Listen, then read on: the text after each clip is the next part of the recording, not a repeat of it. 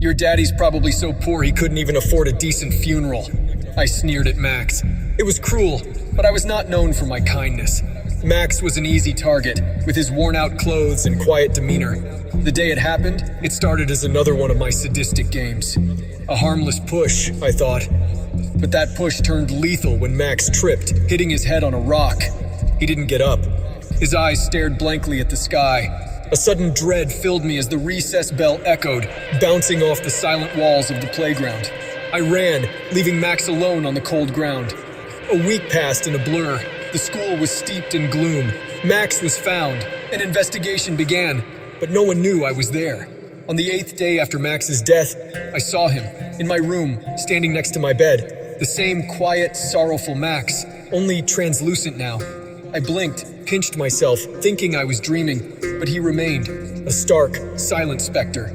I couldn't finish my sentence because of the eerie silence. Max just stood there, staring at me with his pale eyes. He then spoke. "Why, Ethan?" Even though his voice was a cold whisper, it filled the room, my ears and my head. I looked back at him, my mouth dry. What could be said?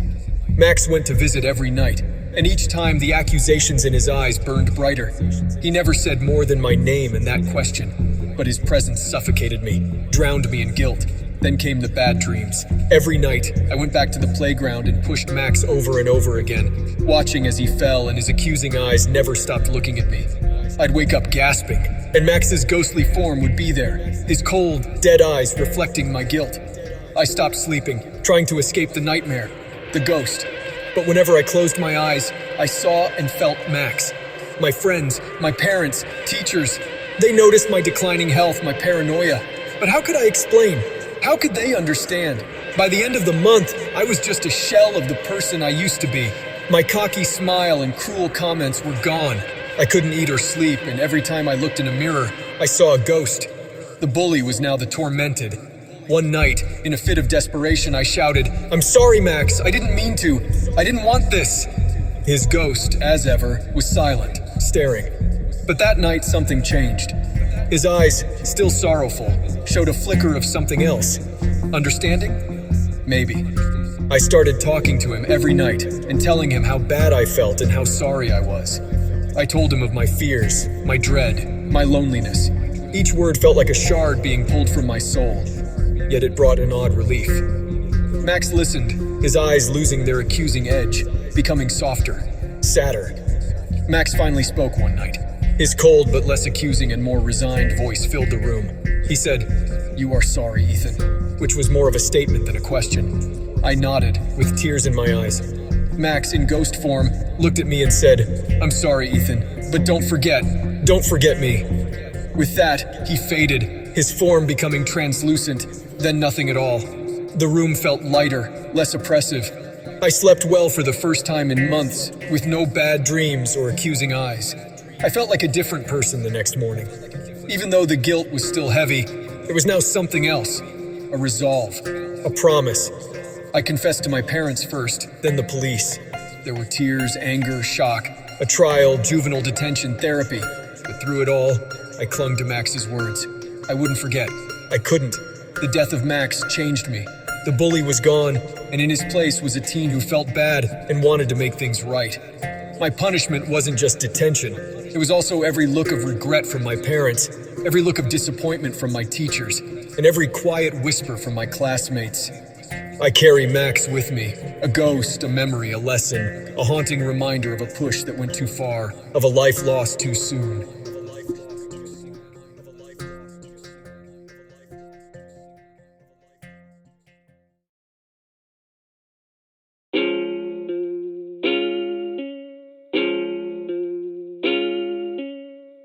Every night, like clockwork, at the stroke of midnight, the doors of the Pool Shark Saloon would creak open, and in would step a silhouette that the moonlight itself was afraid to touch. When I first laid eyes on Eddie, the Shadow Cortez, I had just begun my journey as a 25-year-old bartender at the saloon. My boss, Frankie, conveniently forgot to mention one crucial detail when he hired me: the whole midnight caller situation that can send shivers down your spine. The music would fade, the customers would quiet down, and the sound of pool balls being racked would come to a stop, as if sensing the negative vibes that filled the air. I recall observing from my spot behind the bar as the figures of grown men gradually diminished, their forms collapsing inward, shrinking in his presence. Eddie was the bully of Moonville, a terror that swept over the small town at the stroke of midnight. And every night, his stage was my bar. One chilling Wednesday night in November, Eddie had been particularly malicious, drawing blood and tears from some poor fella who'd looked at him the wrong way. I'd seen enough. Swallowing my fear, I decided it was time to confront him. "Why do you do it, Eddie?" I asked, my voice echoing in the near-empty bar, the air still humid from his earlier antics. He turned, looking at me for the first time, his eyes reflecting an icy moonlight. He grinned, revealing a row of tarnished teeth. "For the thrill of it," he said, his voice raspy. The words hit me like a splash of cold water. There was no remorse, no guilt. The pure malignancy shocked me. That night I went home with a heavy heart, the image of Eddie's malicious grin seared into my memory. I lived above the bar, in a cramped apartment that looked out onto the dark streets of Moonville. As I tossed and turned, I began to hear them. Soft, lilting whispers, creeping through the cracks in the silence of the night. The whispers grew louder with each passing night, forming words, then sentences. "Stop him. Free us." The cries of his victims. The pleas were insistent, invasive, and I realized then that Eddie's reign of terror had crossed from the physical into the supernatural. After a wild week of chaos, I spilled my guts to Frankie, my trusted confidant. He gave me a solemn nod and passed me a weathered leather-bound book from beneath the counter, The Guide to Supernatural Entities and Spirits. "Page 83, he said simply, his gaze gravely.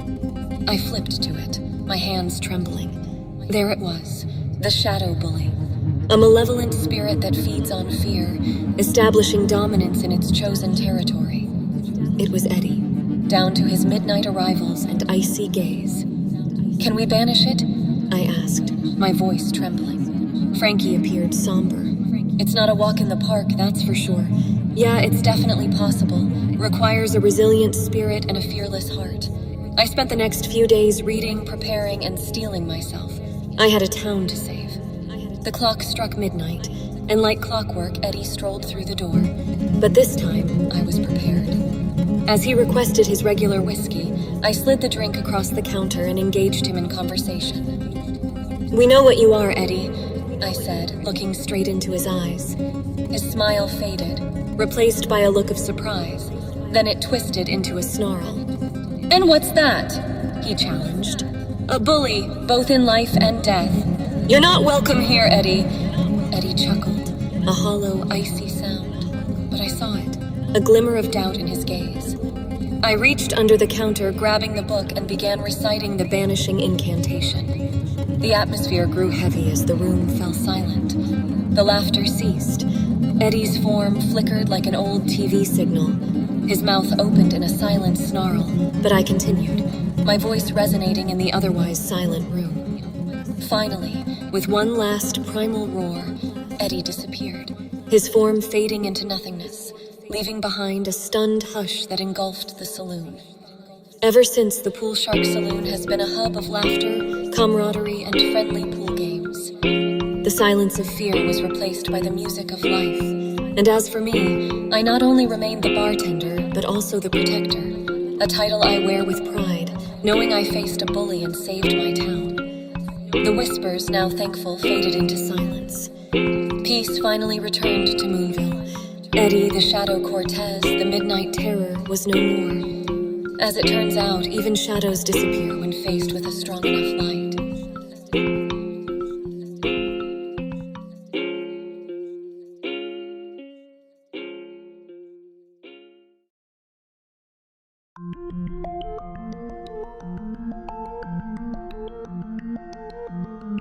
Suddenly, it dawned on me. Power doesn't lie in physical strength. It's much more profound than that. It lies in the unyielding spirit, the will to survive, to rise from the ashes of despair. Today, I was going to put that realization to the test. My name is Elliot.